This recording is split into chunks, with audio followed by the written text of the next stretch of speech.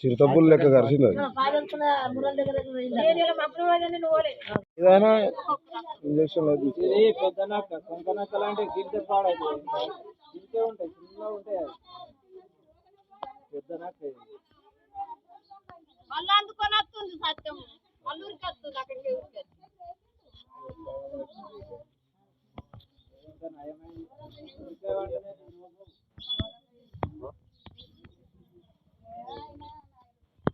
అది రాత్రి 5:30కు ఏమో వచ్చింది.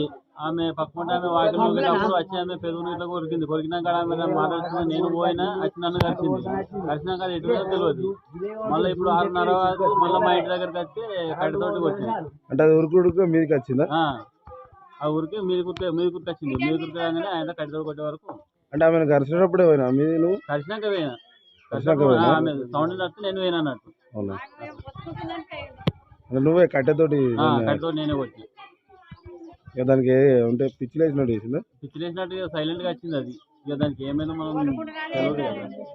పొద్దున పాలకని పోయినా పాలకోట వెనకకి వచ్చి సడన్ గా అనుకున్నాను.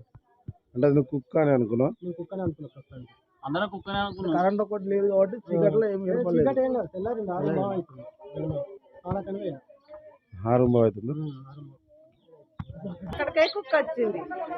అక్కడికే వస్తే అడి అంటేనే చీపురు కట్ట గుంతుకొచ్చి ఇన్ని కాళ్ళకాడ వేసింది. కాళ్ళకాడ వేసినాక ఇక నేనేం చేసినా ఇక ఇది నూకుతే వచ్చింది. ఇక ముఖం అందుకుంది. ముఖం అందుకొని ఇక మొత్తం ఎక్కడ బొండికాయ పట్టిందంటే లావట్టేసేసిన. ఇక ముఖం కడిచినాక బొండికాయ పట్టింది. ఇక ఇవన్నీ కాట్లే 5:30 అయిపోయింది. చీకటి ఉంది, కరెంట్ చీకటి ఉంది. 5:30 అయిపోయింది. 5:30 వరకే అది అప్పుడే నొక్కుతుంది. 5:30 అవుతుందని చీపురు గట్ట పట్టినాక అంతే.